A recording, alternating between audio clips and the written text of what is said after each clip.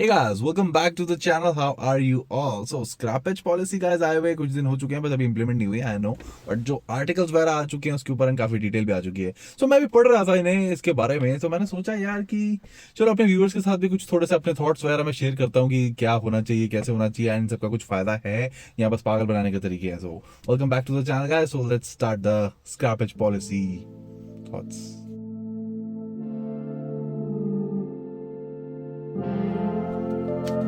ऐसा कुछ स्टैटिस्टिक्स की बात करें तो there are actually 51 lakh vehicle on our road which are 20 years plus old and 34 lakh vehicles हैं जो कि 15 साल से ज्यादा पुराने हैं. एंड देन 17 लाख से ज्यादा गाइस कमर्शियल व्हीकल्स हैं मीडियम टू हेवी लोड वाले. एंड एक चीज और लिखी हुई है जिसके ऊपर मैं एक्चुअली थोड़ा सोच रहा हूँ कि यार मुझे डाउट है. वो चीज ये है कि older vehicles actually pollute 10 to 12 times more than fit vehicles.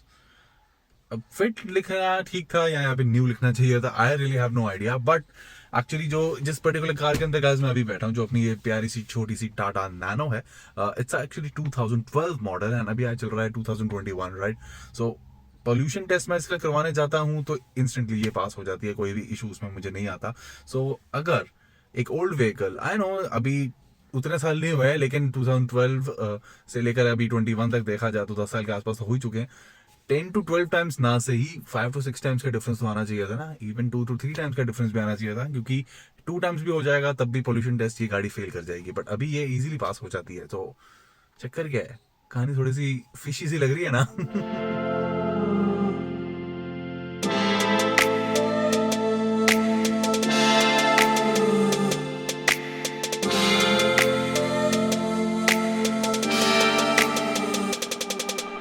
So scrappage guys, इस पर्टिकुलर वीडियो में मैं स्क्रैपेज पॉलिसी के ऊपर बात करने वाला हूं, बट उससे पहले आपको ये बता देता हूं कि स्क्रैपेज होता क्या है, कार्स का क्यों किया जाता है. सो जैसे कि आपकी गाड़ी हो गई है पुरानी, काफी हो गई, मतलब इट्स ऑलमोस्ट डेड, वो फिटनेस भी फेल कर रही है, उसके पार्ट्स नहीं मिल रही हैं, जो भी प्रॉब्लम है. सो सेंटर्स बने होंगे काफी जगहों पे. सो वहां पे आप अपनी गाड़ी दोगे जो कि स्क्रैप यार्ड होगा, या जैसे आप फॉरेन की फिल्म्स में देखते हो, मतलब यहाँ पे अभी इतना नहीं है, लेकिन it's actually a very very big thing. And ये होना चाहिए, लिटरली होना चाहिए अगर सही से किया जाए तो. वहां पे क्या होता है, आप अपनी गाड़ी देते हो तो वहां पे उसको खोल देते हैं, जो चीजें रिसाइकलेबल होती हैं उनको अलग कर दिया जाता है. देन जो फ्रेम बचता है या जो भी बचता है उसको क्रश कर दिया जाता है. देन मेटल्स को फिर मेल्ट करके सेपरेट करके एंड वापस से रिसाइकिल करके यूज कर सकते हैं. तो उसके बहुत सारे गाइस बेनिफिट्स हैं. बेनिफिट ये है कि और नई नई चीजें नहीं लेनी पड़ेंगी, तो कॉस्ट कम हो सकती है, क्योंकि रिसाइकल्ड मेटल या रिसाइकल्ड रबर या रिसाइकिल कुछ भी यूज कर रहे हैं. तो that is actually a very good thing अगर सही से किया जाए तो. मुझे यहाँ पे यही डाउट आता है कि सही से होगा या नहीं होगा. आई होप इतना बड़ा काम हो रहा है तो सही से हो, एंड मैं उसका पूरा पूरा सपोर्ट दूंगा. बट कार्स का फिटनेस जो सेंटर जहां पे लगने हैं, जहां पे फिटनेस का जो भी होना है वो एकदम एक्यूरेट हो, कि गाड़ी अगर फिट है, चाहे 1% से फिट हो, लेकिन वो फिट है तो let the user use it. अगर वो फिट नहीं है तो स्क्रैप कर दो. एंड उसके बाद एक चीज और है, अगर आप अपनी कार स्क्रैप करते हो तो आपको एक स्क्रैप सर्टिफिकेट भी मिलेगा, एंड कार का कुछ 4 या 5 या 6% के आसपास वैल्यू भी. सो बेसिकली जैसे हम गाड़ी कहते नहीं थे कि लोहे के भाव बेच देंगे, वही चीज अब यहाँ पे एक्चुअल में होने वाली है. तो और करानी भी पड़ेगी, it's mandatory.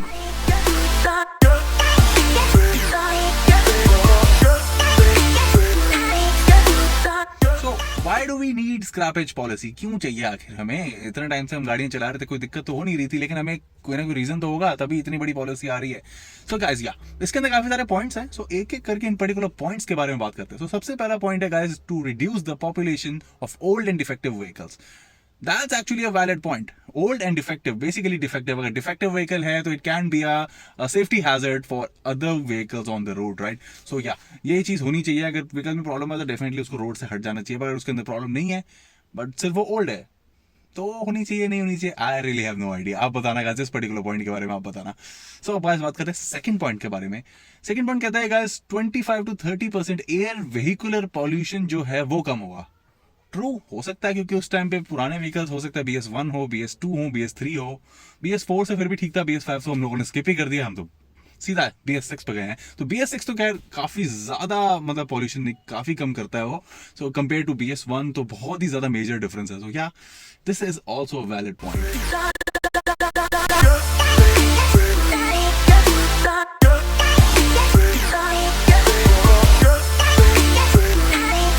So guys, now it is time to talk about yet another point. So ये वाला point guys कहता है कि improved materials and vehicle technology. True, vehicle technology आज से 20-25 साल पहले जो थी और आज जो है जमीन आसमान का फर्क है. But can't say the same about the 10-year-old और इवन द 15-year-old मार्क. आज 2021 चल रहा है, तब भी सिंपल फ्यूल इंजेक्शन इंजन्स थे 2005 में एंड आज भी हैं.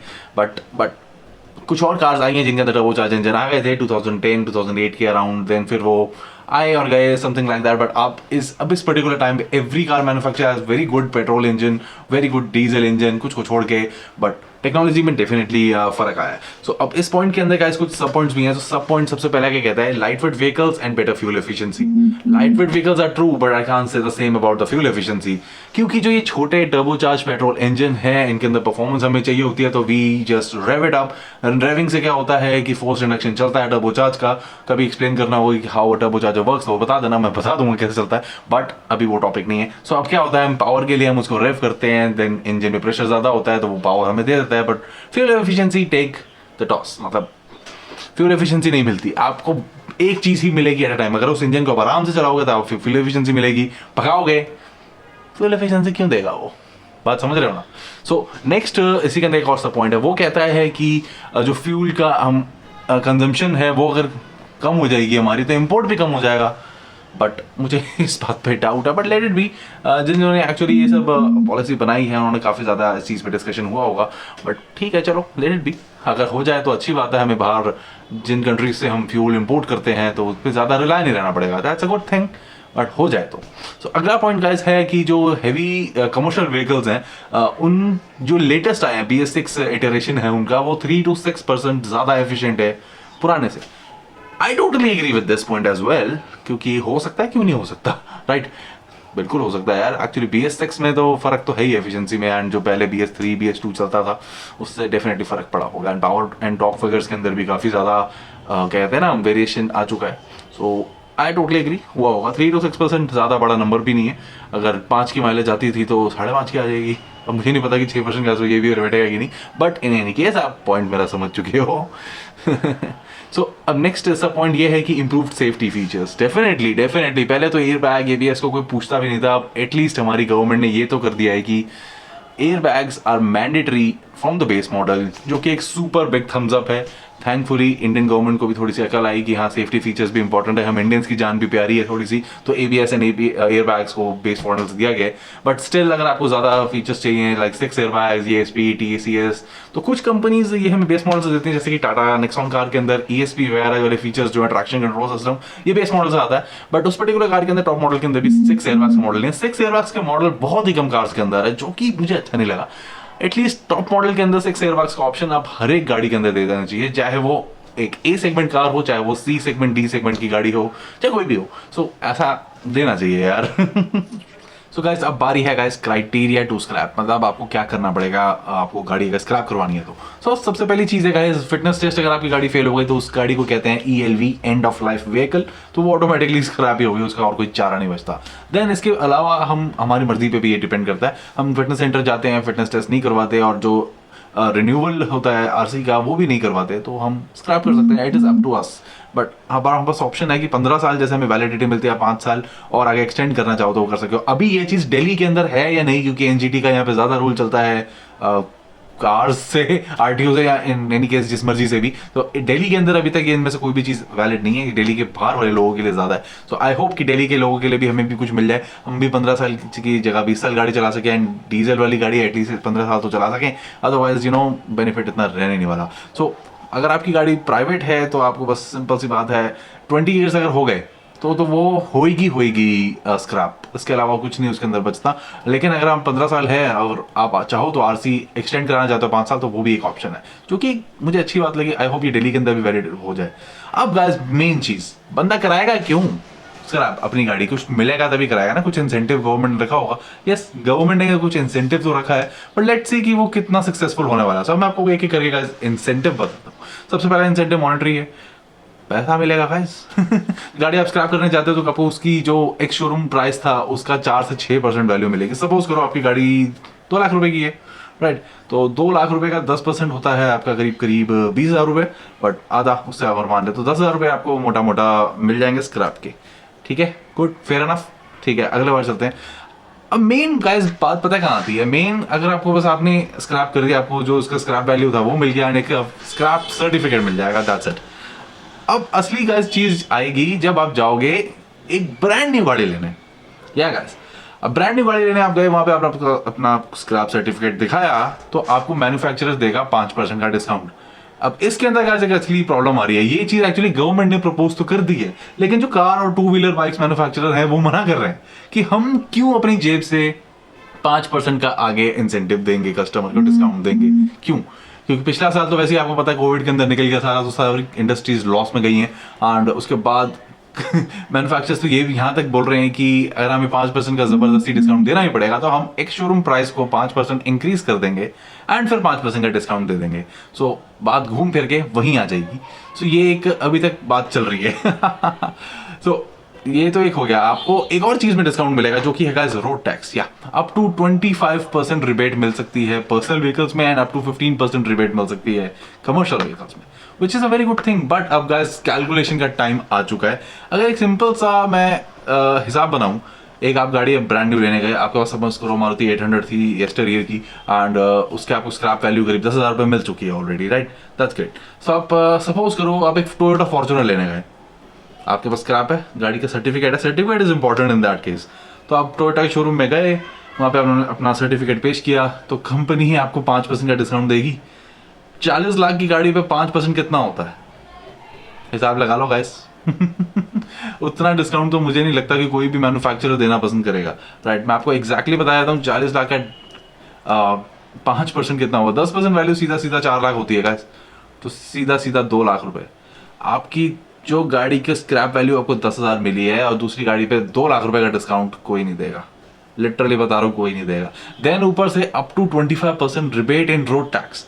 40 लाख की गाड़ी का रोड टैक्स आप बताओ कितना होगा गाइस? लाखों में होगा, राइट? उसका भी अप टू 25%, 15% भी अगर मैं लगाता हूँ तो वो वैल्यू भी काफी ज्यादा बड़ी होती है। मतलब आपको 3 लाख रुपए का डिस्काउंट कंपनी क्यों देगी?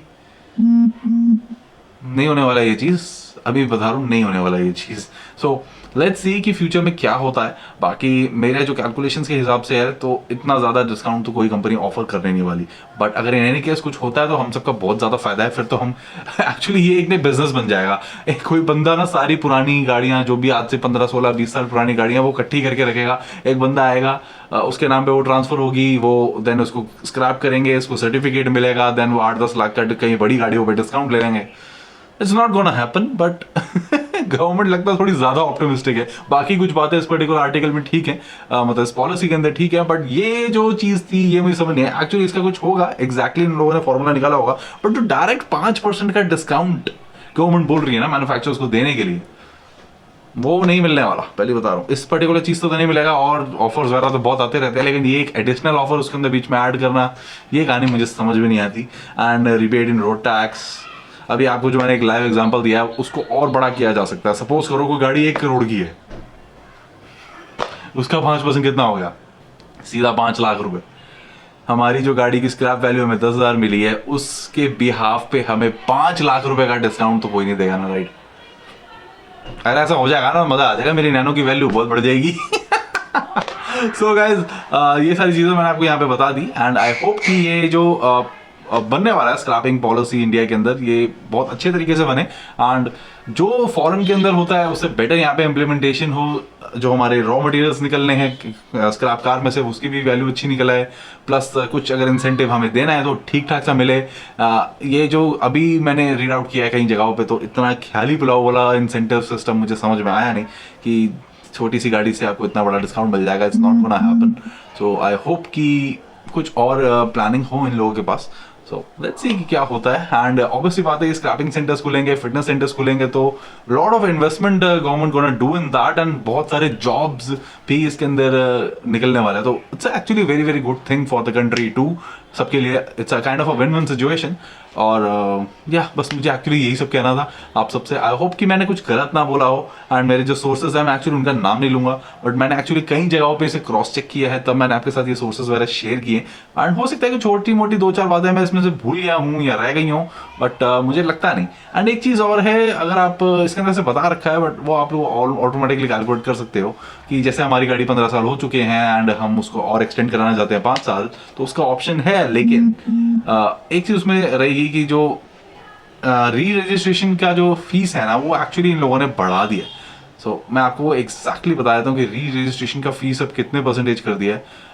एक्चुअली मेरे पास जो ऑप्शन है उसमें दे नहीं रखा, बस ये बताया हुआ है कि increase fitness certificate fees from 15 years onward as a disincentive.